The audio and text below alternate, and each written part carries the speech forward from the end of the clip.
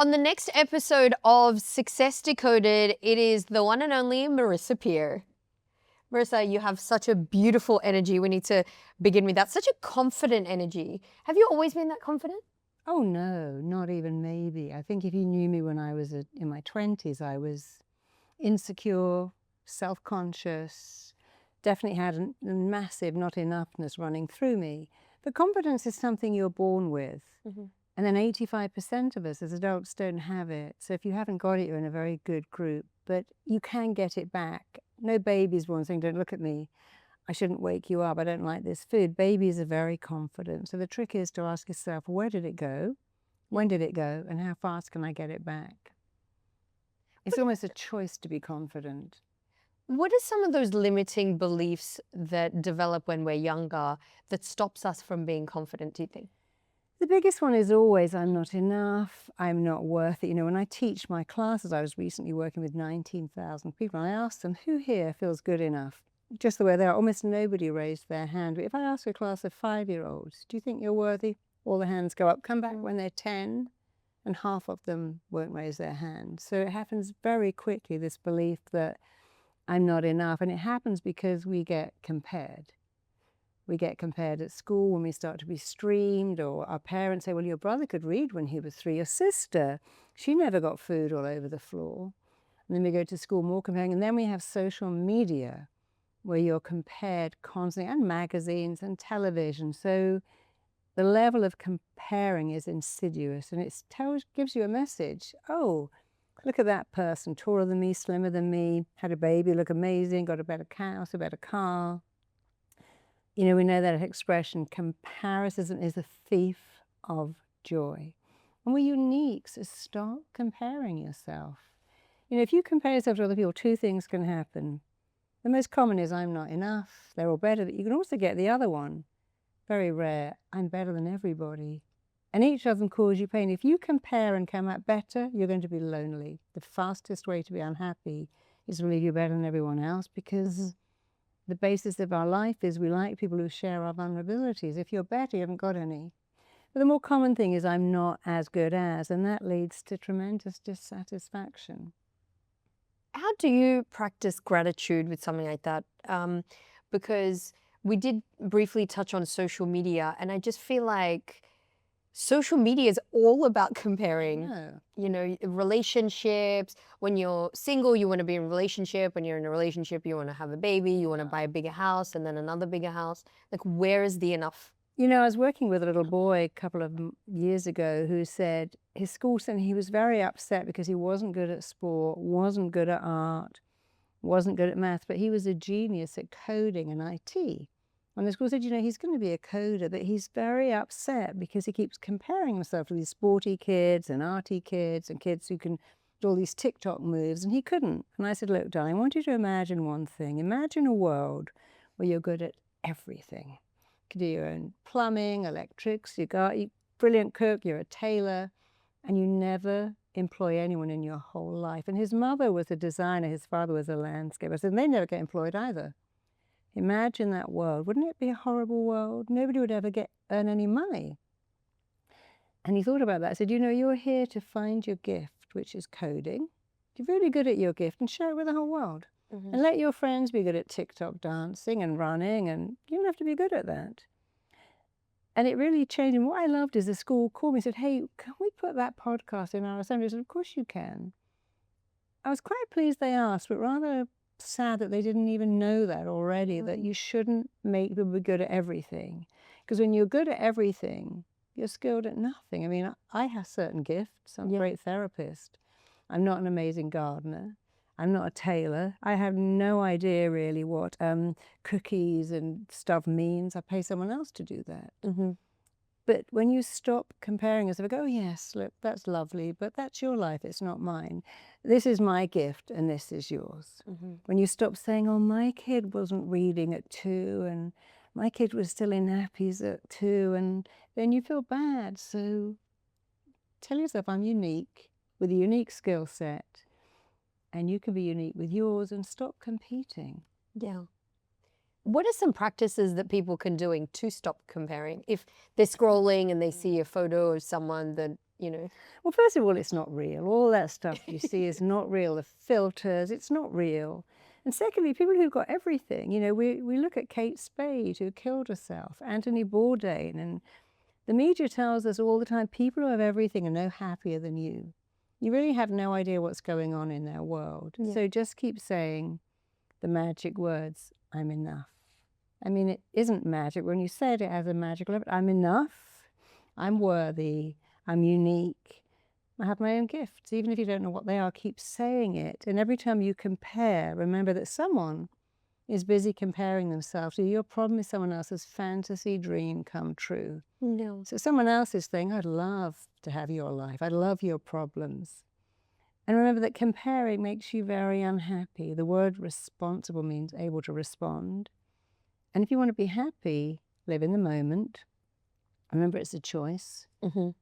And stop saying everyone is better. You know, you have to ask yourself a question, what would I have to think to be happy?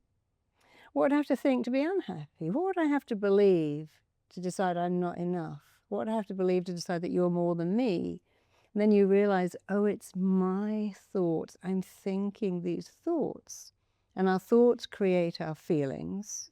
And our feelings create our behaviors. And behavioral change really comes from thinking, is that thought any good to me? Why am I even thinking that thought? Does it help me? Is it true?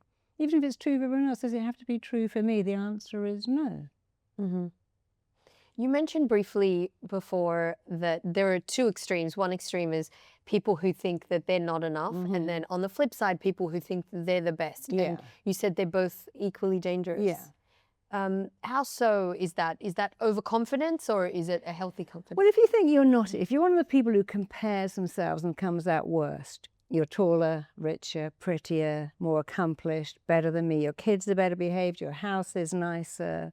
So if you compare yourself and you're not enough, you'll feel dissatisfied. And dissatisfaction is a horrible place to live your life. Everyone else is better than me, happier than me, better looking than me, richer than me, having a better life than me. The percentage of people who think they're better than is quite small, maybe not even 10%. But the ones who go, I'm better than you, and really feel that are very lonely because, again, the basis of our friendship, if I choose people who share my values, you're like me and I'm like you, but if I'm better than everyone, I'm going to be alone. And people who try to be perfect are alone. A lot of the times, though, it's fake. You know, people who don't feel enough and tell you they're great, I'm amazing, I'm great, I'm the best, I'm better than everyone else. They're trying to convince you because they have never succeeded in convincing themselves. So they're both incorrect. I'm better than you. I'm nothing like as good as you. In the middle is the truth. You're just you, and you're meant to be unique. And we can't all be the same. We can't have the same looks, the same gifts. And we have to really celebrate the fact that we're a little different to everyone else, but also the same. You know, again, when you're different, you can't connect. And when we're born, we have two drivers. We must find connection and avoid rejection in order to live. And yet in the world we're in now, we're finding disconnection and rejection constantly. And then we wonder why people are so depressed. So we are still in the beginning half of the year, but I think a lot of people have also, they believe that maybe they have not achieved some of their New Year's resolutions or their goals. What kind of blockages do you think that's from? Again, it's the desire to be perfect. New Year's Eve, I will never eat chocolate again. I'll work out every single day. I'll have always hang all my clothes up, and I'm going to work on my website every day. And this is such a ridiculously hard, you give it up, oh, I've eaten some chocolate. I had a day without the website, so I have failed. So I don't think you should make any resolutions about action. You make a resolution that says, I'm going to be nice to myself. I'm going to treat myself like my own best friend. I'm going to every day give myself a compliment. Today, you were kind, you were patient, you were open, you were warm, you were just resolve to say one nice thing to yourself, and say 5 times out of the week, not every day. Every day, you're setting yourself up for failure. You know, I decided to give up sugar, and I did it very successfully. for quite a long time. And now I've done it like I eat sugar once every 7 days. Well, I have only eat sugar at a weekend. And it's much easier because it allows a little bit of failure. yeah. You know, human beings are wired to succeed and then drop back a bit. And when you try to reach perfection, it's a race with no finishing line. Here's the finishing line. As I get to it, it's gone over there. Now it's gone over there. Yeah. There is no race for perfection. There's no terminal called perfection or even happiness. It's where you are now. So if you haven't worked on, if your resolutions haven't worked, and most people have failed them by the 18th of January, that's the day where people say, didn't work again. Make a nicer resolution. I'm going to be nice to myself. I'm going to say something nice before I get out of bed. When I'm cleaning my teeth or in the shower, I'm going to say one nice thing. I'm enough. I matter. I'm significant. That's the best resolution you can ever make. And it doesn't have to be every day. It just has to be most of the time. Yeah. So the podcast is called Success Decoded, and I ask all the guests who are successful in their field what their secrets to success are. Do you think your affirmations, being nice to yourself, definitely had something to do with the trajectory of your life? I think to have success, it's very hard to succeed doing something you dislike. So the first step is find something you love that makes your heart sing, and then turn it into a career. We know that a third of people who are depressed for this reason. They have failed to follow their heart's desire. They become an accountant because their dad was an accountant. Yeah. They went into law because their family were in law. So you're going to spend a lot of your life working. The first thing is find something you love, or find your gift. You know, what is your gift? What makes your heart sing? And the trick is what you love between the key ages of 5 and 15. If you go, I was always doing puzzles, maybe I'm going to be a strategist. I was always writing, maybe I'm going to be an author. I was always like Jo Malone was making little bits of perfume out of her mother's flowers at 7. Yeah. My daughter was always making little clothes for her Sylvanian families, and now she's got her own line. So the thing is, go back and find out what made your heart sing. What did you love? What engrossed you between those key ages 5 to 15? And when you found it, that is your unique skill set. And now perfect it. Don't be able to think, I just keep perfect. I'm always perfecting therapy. I've been doing it my entire life. I'm still learning. So find it, perfect it, and then take it to the world. But don't expect to do that going, I hate accounts, but I'm going to be brilliant at it. I hate singing, but that's my career.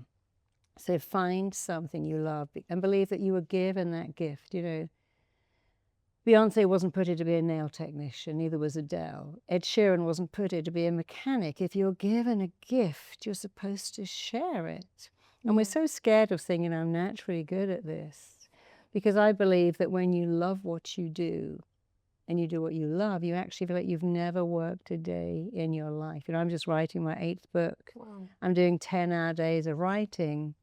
But I actually love it so much that even though my shoulder now aches from being on that computer so much, I find it engrossing and thrilling and rewarding. Because that's your gift. What do you love? What makes your heart sing? What could you share with the world? Yeah. And then do it.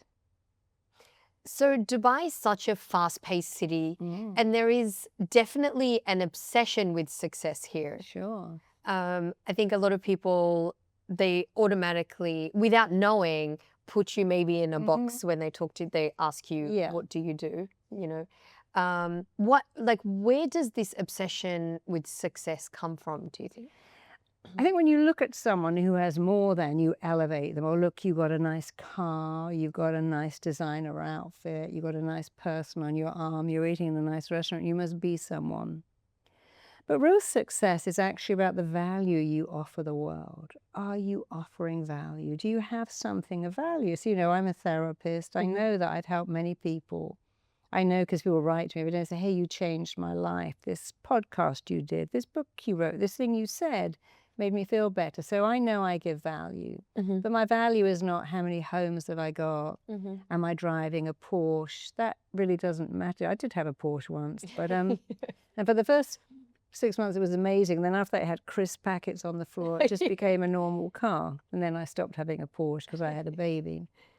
But really go back and think, what value do I offer? Because we're valuing the wrong things, the designer handbag, the designer clothes, the designer car. A lot of people have those and go, I feel absolutely empty. Yeah. So you ask yourself a question, am I adding some kind of value to other people, to the world? You know, people who are, I met someone who invented water bottles that are not plastic, or someone who's doing recycling, or someone who's saving the planet, or someone who's helping people have babies. That's value. But, you know, saying, no one on their deathbed says, wow, I was an amazing dentist. They work out who they loved and who loved them. And, you know, we're not scared of dying. We're scared of dying having never left an impact or made an impact. So go back to the value question. It will help you. Did Marisa from 10 years ago or 20 years ago see success differently? I feel like we all evolve, right? Like every 10 years or so, do you think people kind of change? Like I think what I valued 10 years ago is probably different. You know, how I see success is different. You know, a lot of my clients are rich and famous. If I could have my life again, I'd be rich, but I would not be famous. And they also say, I don't want my kid to be famous. I want my kid to be a nurse, a vet, a chef, but I do not want my kid to pursue this life because they see the price they pay. So I think you look at something, I want that, and you think, you know, I don't want it anymore. I was just saying to my husband this morning, I really don't want to travel this year now. We've traveled for the last 10 years, crossing the globe. It's been great fun. All of a sudden, you know, I want to stay put now. I don't want to keep getting on planes. So things change, you change, because your potential expands as you move. When you get there, it expands again. And that means you can never, ever know what your potential is. But once your mind goes to a new dimension, it doesn't go back. And it's fine to say, gosh, 10 years ago, the idea of going to Australia and then New Zealand, then LA, and then, you know, I used to do RTT training every year in Australia, in New York, in California, in Berlin, in Amsterdam, and in London. And I loved it. And this year I said, you know what, I'm just going to do one. Yeah.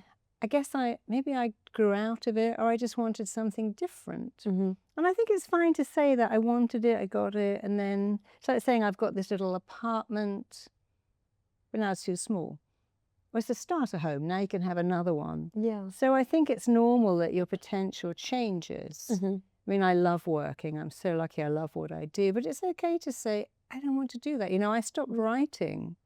When did my last book come out? It must have come out maybe 5 years ago. I didn't want to write anymore. I thought, I'd written 6 books. And all of a sudden, I really got, now I love it again. It's so nice that it's come back. But for the time I didn't want it, I was lucky enough, so I don't have to write. I can just leave that. Wow. With Success and Dubai, what I briefly mentioned before, because it's such a fast-paced city, do you think sometimes we forget to enjoy this beautiful city because we're so obsessed with success? Yeah, I think sometimes we forget to even look out of the window and, well, look at this view. We're so busy. You know, I was actually on a train going through Norway with my husband. I'm going, wow, look at the water. My husband is like this. I'm like, you know, you're going to have surgery to get that phone extracted from your hand, because we were taking this beautiful train across Norway and the water is so clear, but it's very easy to forget we're always on the phone, on the screen. Now, so all these cars that have televisions in there, and we're not looking out of the window at all. So I think we can forget. And you know, for all the flashy bit of Dubai, you know, I went to the mangroves. It was beautiful. There's beautiful islands. I drove from Fujairah to Oman, and that was absolutely stunning. But I think I have to do this thing called not Dubai. Can I go to the farmer's market? Can I go to the mountains? Can I go to the beach? Can I just sit in nature? I know it's a little harder to find, but it is there. Can I go to the desert, for instance? So I think you have to really get your mind away from the mentality of I'm in a high rise. My feet are never on sand or grass or soil. And you need to do some grounding and get away from that sometimes, even if it's just for a day. Yeah. So you have a coming up show. I do. Which is very exciting. Tell us a little bit about the show and what happens in a show like that. So my new show is called Upgrade Yourself, Upgrade Your Life, because we're so busy upgrading our phones, our screens, our wardrobe, our furniture. We've forgotten that this is the most important thing to upgrade. So how do you upgrade yourself? You look at how you dialogue with yourself. You know, all taught, hey, learn to dialogue with your customers or your partner or your children, but actually the most important dialogue is how do you dialogue with you?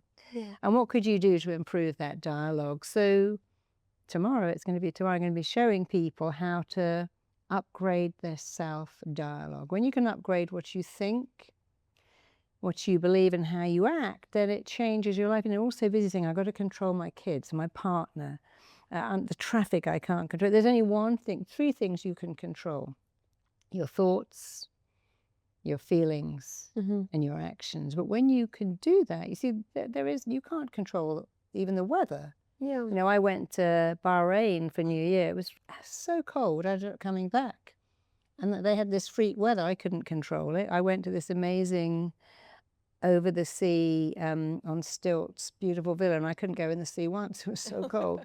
But, you know, luckily enough, I could say, oh, let's just go back again. We live in paradise anyway. Yeah. But we're all so busy trying to control, but because we have this belief, if I'm in control, I'm safe. If I know what time my kids come home, if I know when my partner is, and I'm controlling my weight and my money in my bank, I'm safe. But actually, it's not true. You can only control what you think. And every thought you think becomes a belief. What you feel, because your thoughts control your feelings and your actions. And that's all you need to control. Yeah. So I think in a world of a lot of bling, a lot of pressure, and a lot of, you know, we get overexposed every day to fake images of perfection. Yeah. And the more you look at them, the more you feel, oh, everyone else is better than me. When you can say, look, it's not real. I don't need to look at that. I don't need to keep scrolling all this mindless stuff. Just go back and say, I like myself. Yeah. I like my life, and find some peace somewhere. You know, it is important to, if you live in a high-rise, or at least have like a little fountain playing in the background, have some sounds of bird songs so your brain can believe I'm still around nature. And if you can, you know, put your feet on the ground. One of the reasons I live in a house, not an apartment, is because I like to stand outside on the ground, and I like to hear bird song. It's really important to me. For other people, it isn't. But, you know, we're part of nature. We need to go back to that somewhere, somehow. And it's here in Dubai. Maybe a little tiny bit harder to find it, but it's still here. Absolutely. I think we can create that, right? Yeah, of course. We can create little Definitely. spaces. And your new book, tell me about it. My new book is called Your Mind, Your Rules. Okay. And it's all about the rules of your mind. And we often don't understand that the mind has very clear rules. Here's one. If you link pain and pleasure to the same thing, you're stuck. If I go, hey, getting married is such pleasure and being my own is pain, I'm going to find something. If I go, well, I want to get married, but, you know, it never works, and then you lose half of your stuff, and what if they cheat on you? If I say, hey, having my own business is such pleasure, but all the hours and I'll never see my kids, now my brain is stuck because it can't move towards pleasure and away from pain when they're the same. I want to be slim. I couldn't live without pizza. So once you understand this rule, if you link pain and pleasure to the same thing, you cannot move forward. You can go, okay, so I'm going to go, I want to be slim. I can eat pizza once a month. That's very clear to the brain. The brain likes very directional, purposeful words. Okay. So there are lots of rules of the mind, but and then another one is every thought you think is a blueprint. When you go, I'm dreading, I'd give anything for a week off. You've told your brain you want a week off, lying around, then you're going to get a cold. So you've got to the rules are really fascinating. And the one that I love is the way you feel about everything is because of two things: the pictures you make in your head and the words you construct, which you're free to change. So I could have a little ladybird on my hand, but not a cockroach, because the picture is different. I could look at a caterpillar, but not a slimy worm. Yeah. I could eat some berries, but if they've got that green fluff on them, I won't look at them, because everything is because of the pictures we make and the words, which you're free to change. So if you can just learn, and again, to upgrade, this upgrading your life event is upgrade the pictures, upgrade the words. If you do that, it would change your entire life, and you get to keep the change too. Wow. So what's an example? Say, for example, if someone wanted to make more money, they can say, I want to make, you know, an extra 40,000 dirhams a month. Well, first of all, never say want, say require. Wanting is wanting, require. I require to make $40,000 more a year. And then what you require is going to require something of you. So here's a question. What you require, an extra $40,000, what does it require of you?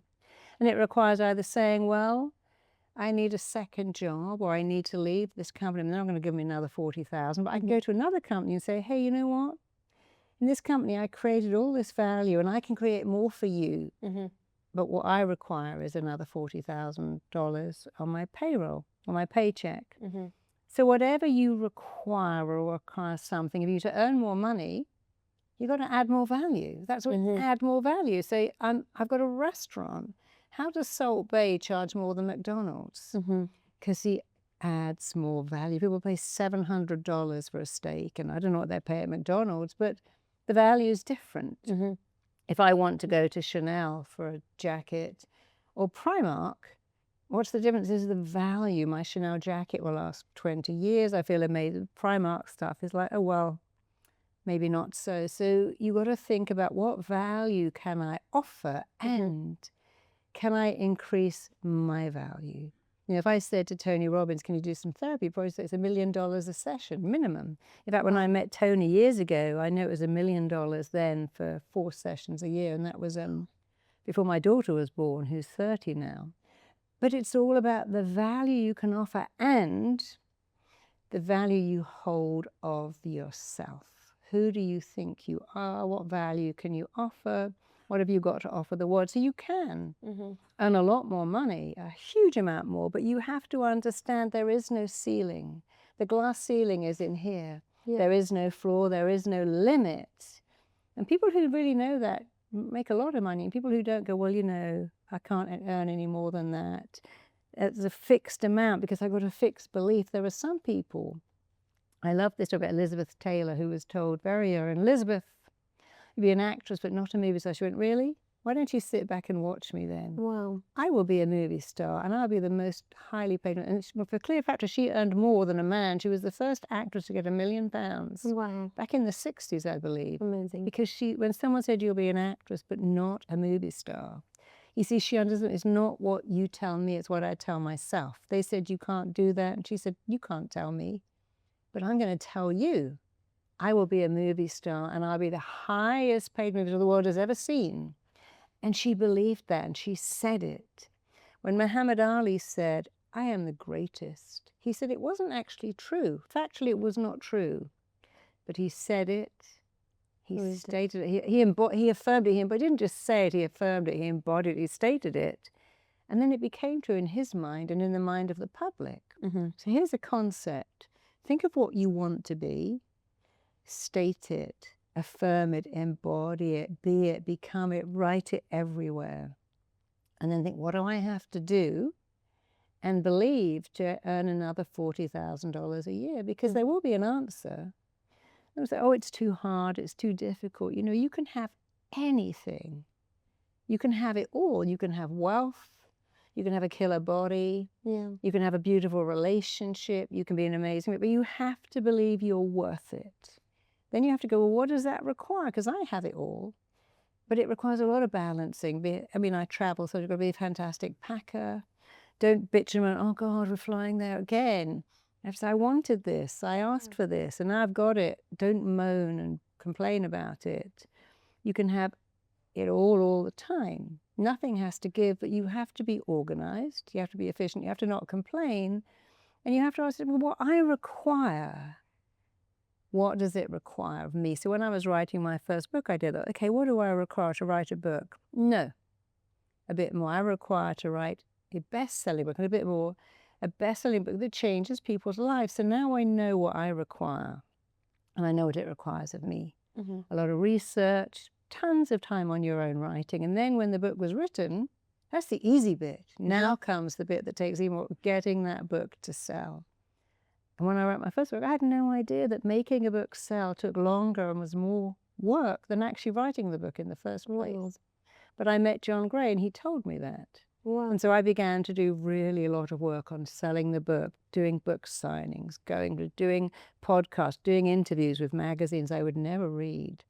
Because I was very clear, I require to write a best-selling book that changes lives. You can write a book and it can never see the light of day. It's true. So you've got to be very clear, what do I require? And what does what I require of me? And then do it. And a lot of people say, oh, I'm not going to do it. It's too hard, too difficult, too long.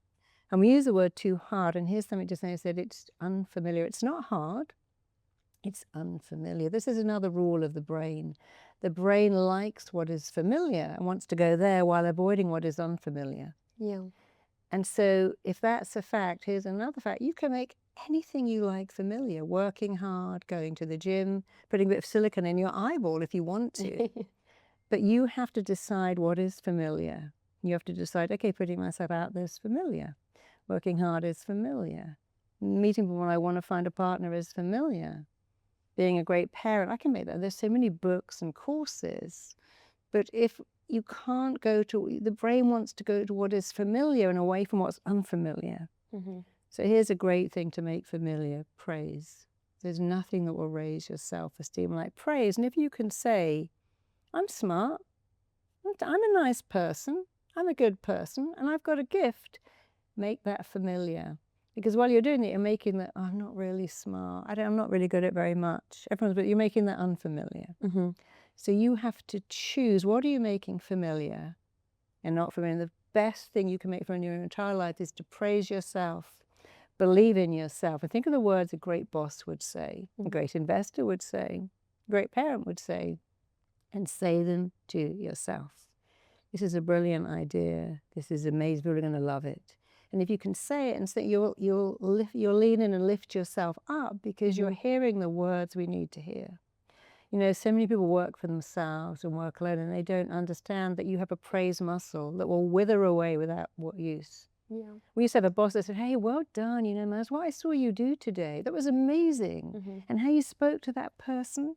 But if you're working from home, you haven't got anyone to do that. That's true, yeah. So you better do it, because praise is fundamental to your success. But your praise, see, I could say, oh, Maz, I love you so much. You're amazing. Can you lend me $100? I haven't got my phone to get an Uber because I've manipulated you with praise. Yes. I could say to someone who works with me, oh, you're amazing. Could you stay behind tonight and do extra work?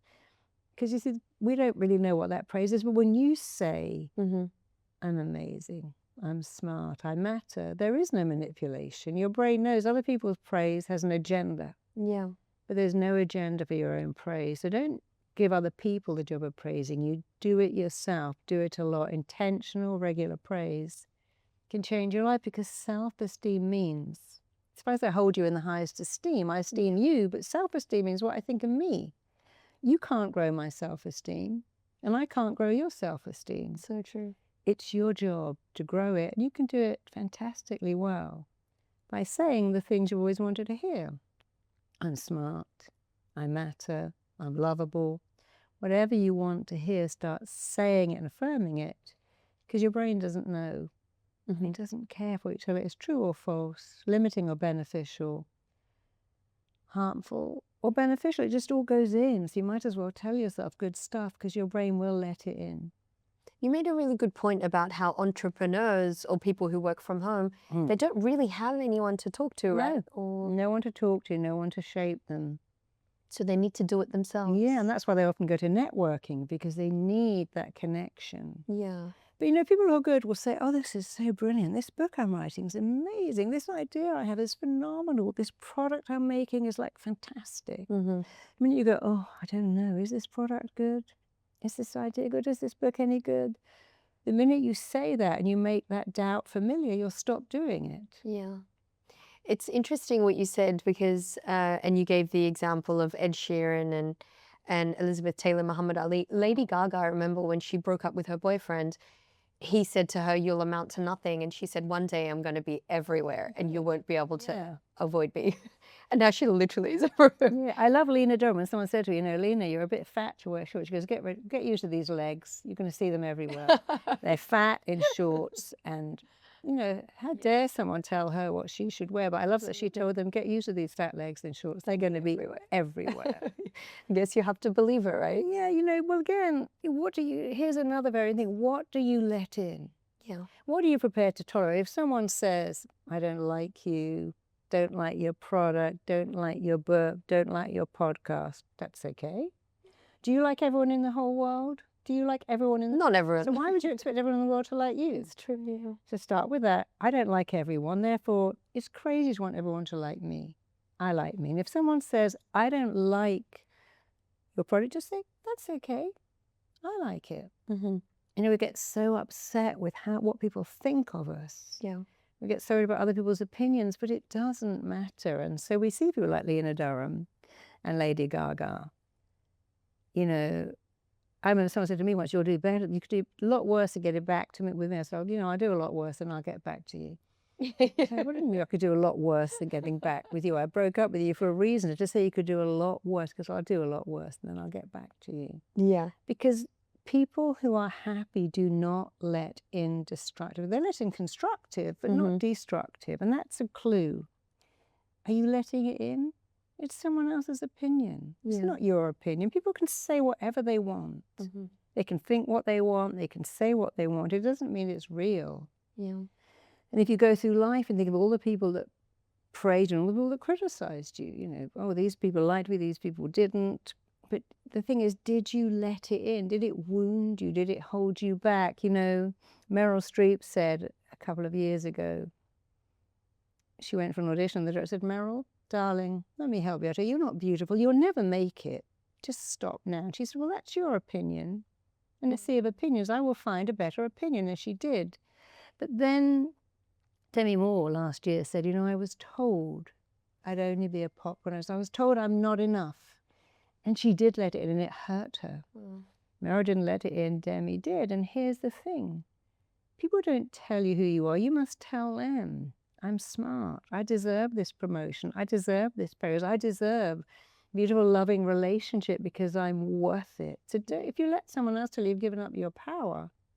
But when you tell people, I'm here, of course I'm worthy of love. Of course I deserve a great job. Because if you believe it and resonate it, that becomes a blueprint that you make real because you believe it. You know, it's interesting. I'm married now, but when I was single, what I would hear a lot is there's no good men in Dubai. I know. Nobody gets married in Dubai. Like you hear this Nobody. I know. Isn't it crazy? Nobody. They've got these weddings going on the literally the weekend. It's so funny. And that's the advice now that I give some of my single friends. I'm like, stop hanging out with the same people who regurgitate the same, that all men in Dubai are bad or dating is so hard. Well, people say, you know, my eggs have fallen off a cliff at 35. Well, and my husband hasn't got enough sperm. You need one egg and one sperm. That's it. And I'm sure you've got one egg, and I'm pretty sure he's got one sperm. So you do have it, but people get so preoccupied. You know, it's important. I remember reading this. You're more likely to get run over by a bus than get pregnant after 35. What a stupid thing. More likely to be abducted by an alien than find love at 42. But when I got married and I was 50 and I was going to get a proper wedding dress, I remember the wedding people saying, you know, it's very interesting. Our biggest group are girls in their 20s, women in their late 40s. That's our demographic for wedding dresses now. Wow. And I love that because it's happening more. And the same thing, there are more women. I think the birth rate at 45 triples every few years. Amazing. So it just isn't true that you can't get pregnant when you're 42. I mean, maybe you're more likely when you're 22, but you have to look at, you see, here's the thing. When you hear this belief, you've got to question. If you question the belief, you don't believe. When your kid says, Mummy, how does the reindeer get down the chimney? The reindeer is so big and the chimney is so small. They're beginning to doubt it. If you question the belief, you already don't believe it. When you question, who said that? There's no men in Dubai. Well, there's weddings happening in Dubai every day. I've been to 3 weddings in Dubai in the last year. Amazing weddings too. Wow. I didn't invite you to mine. Sorry, Marisa. But there's, you only want one person. Is there one man in Dubai for you? Probably there is. In fact, Dubai has many, many more men than women. Isn't it 80% more men than women? Exactly. So how could there be no men? Don't you think out of those 80% of men, there could be one man looking for love and looking for someone just like you? Because if you start to believe that, instead of going, oh, there's no guys, I never used to think, hey, no, there is one. Where is he? I don't know, but I'm going to work on my sense of self-worth. See, if you want love in Dubai, anyway, they've got to do one thing.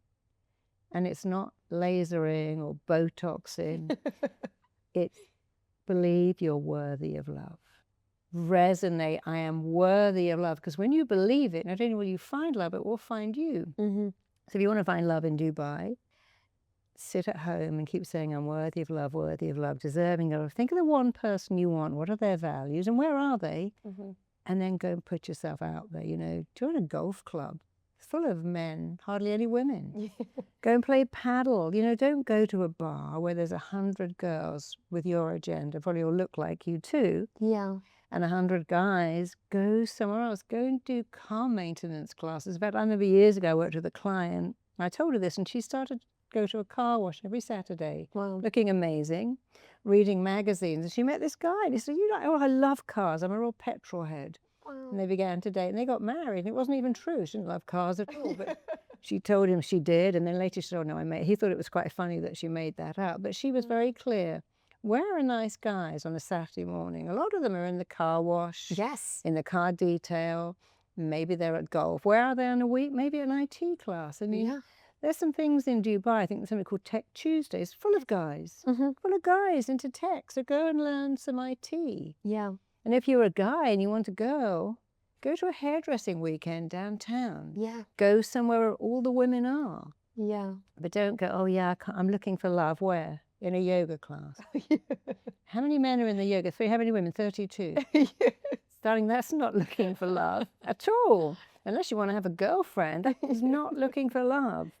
You know, if you want a career, okay, I want this career, I'm going to study it, and I'm going to go for some interviews. I want a house, I'm going to start looking at houses. We want love, and we just think, oh, well, it'll just appear. Yeah. You've got to be purposeful. What kind of person do I want? And the person I want, what do they want? I mean, don't change yourself, but they want someone who knows they're lovable. So believe you're worth it, and then put yourself around the people you want to spend your life with, and you probably will. And on the flip side, a lot of men say there's no good girls in Dubai. Oh, yeah, I've heard that too. No women that don't want you to buy them a Chanel handbag or date one. They're all on them. Well, where are you looking for these girls? Are you looking for a girl who's an architect or an accountant or a lawyer? Or are you in the bars looking for girls? Yeah. Who clearly have a Chanel handbag and would like another one. Okay. And that's all fine, but you know, that isn't true. There's loads of gorgeous girls in Dubai who'd like to be married and loads of gorgeous men, but they both have a belief. Yeah. And you see, you make your beliefs and then your beliefs turn around and make you. And then confirmation bias means you look for proof of what you have to do. There's no good men. There's no nice women. It's all fake. But that's not true. There's amazing people in Dubai and all over the world who want love and commitment. You know, the nicest thing is having someone to wake up to and to come home to get off a plane and your person is there waiting. Yeah. You know, everything that makes you happy comes back to your relationships. You can't take your Chanel handbags with you. It's true. You can't take your latest iPhone with you, but you can take with you the love you gave and the love you got back. So there are lots of people in Dubai, in the Gulf, lots of gorgeous, great, wonderful, real, kind men. Yeah. Lots of women too. But you've got to believe they're there. And you only need one, just one. And there is one for you. So true. And you are someone's perfect fantasy dream come true. So believe it and then go out and find it. But don't wait. You know, if you wait, all you're going to meet is a guy who delivers the Amazon packages. So you do have to go out. You know, you do have to put on some nice clothes. Right? Go out, but don't go to bars. You know, go to a running club. Go and pick up litter from the beach. You know, I met someone years ago. When her husband left her, she was literally devastated. She was so brokenhearted. She thought she'd never get over it. And to ease her pain, she lived in the countryside. She began to volunteer in an animal shelter that was taking in little foxes that had been run over and baby hedgehogs and baby birds run out of the nest. And she's feeding these little birds with a dropper twice a week. And she met a guy doing the same thing. Wow. And they are so happy. They've been married for, I think, 10 years. Oh my gosh. They're just each other's perfect fit. Yeah. He's much nicer than her first husband. They live in the country and they just have this wonderful life. But she wasn't looking for him. She was looking for something she could do, something of service that would help her broken heart. And she met someone else. So when you're picking up litter from the beach or joining a running club or doing something, that's when you find someone who shares your interests and your dreams and your desires. I mean, I met my husband at our children's school. Wow. Yeah. You know, it's so refreshing to hear so many positive stories because sometimes you only hear the doom and gloom stories. Well, here's another rule of mine. Whatever you focus on you go towards. Focus on the horror stories. Oh, there's no good men. They all cheat. Once they leave you for someone younger. That's where you go. Whatever you focus on, you move towards and get more. But focus on the other. Hey, do I know anyone in Dubai who's found a partner and got married? Are there any people who found someone here? There's thousands of them. Yeah. And then you can too. That's so interesting. I'm curious, Marisa. So a few friends of mine are like obsessed with the idea of like the evil eye and things like that. You must hear this a lot, especially in this region. It's very prominent. What are your thoughts on that? I think whatever you believe will make you or break you. And you see, I don't believe it. Like people say to me, Marisa, when you're a therapist, what do you do with all the energy at the end of the day? Yeah. What energy? You've taken, I said, I don't take on my clients' energy. Do you have to have crystals? I'm like, no, because I don't believe that they give their energy to me and I absorb it. Yeah. I don't believe that. I believe the day I see someone, they get better, and that's a wonderful thing. But you see, again, it's the belief, the evil eye. If you go to somewhere like Haiti and you believe in that, it's insidious. But if you don't believe it, it's also the same thing. Many years ago, I went going out to dinner with my friend and her husband. And we all had the same thing. And we got sick, and he went, I never get sick. My body wouldn't dare reject any food I choose to put in it. Wouldn't dare. What a great belief. Yes. My body wouldn't dare reject any food I put in. I'm going to have that belief. I'm not going to believe I've got a very, weak stomach, sensitive stomach, and if it's not quite cooked, I get sick. But, so when someone has a great belief, take it. I thought, I like that belief. That's a good belief. I got a great immune system. When I was living in LA during COVID, people would say, oh, it's this COVID thing. There's no line of defense. But there is. Do you know what it's called? It's called your immune system. Yeah.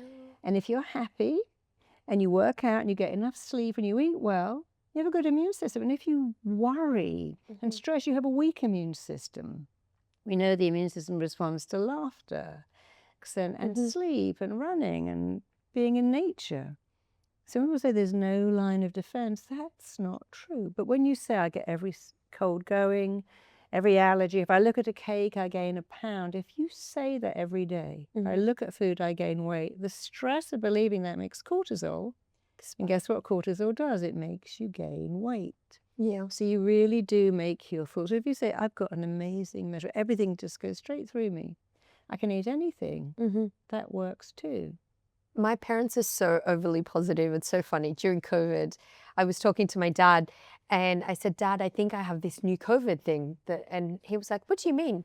We're Afghan. We don't get COVID. Isn't that great? I love that. We don't get COVID. He said, we don't get COVID. You're strong. Like, generationally, we've all been through so much. So great that he believes that. Here's what we didn't get COVID. Because you are what you believe. So true. Are what you believe. And you've got to be so careful not to pick up these beliefs. When I was, I got run over 3 years ago. Wow. And I was in hospital and the nurse saying, are you in pain? I'm like, no, I'm in discomfort. Do you want morphine? I'm like, why would I want morphine? I'm in discomfort, which means I get comfortable. And they were lovely nurses, but every few hours ago, do you want some morphine? I'm like, no, I do not want any of that because I'm not in pain, you see. Yeah. And it was just a quick reframe because I wasn't really. And they go, are you in agony? No. I'm in some discomfort. I couldn't really move my leg, but, it's very important to take agency over what people say. Are you sick? You said, no, I'm sick. I've got a little headache. When did that become? In America, they go, oh, you're sick. No, I've got a very mild cold. Cold, yeah. A little headache, but I'm not sick. But if you go, I'm sick.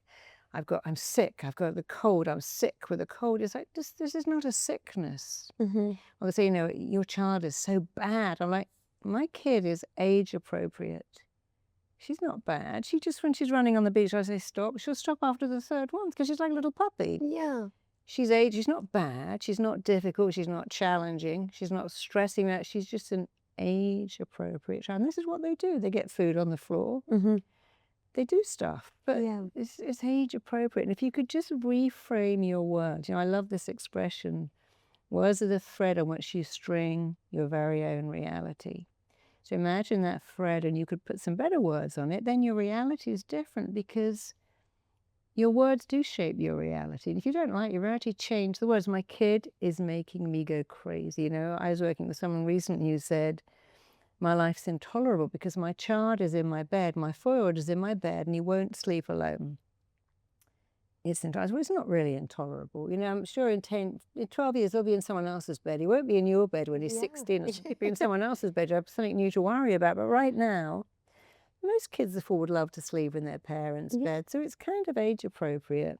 There are no 12-year-old boys in their parents' bed anywhere in the world. So it's temporary. Yeah. It's not permanent. It's not even personal. It's not pervasive. When you're having lunch or out with your girlfriends, it's not actually even going on. So you have to do this thing called PPP. Is this permanent? No.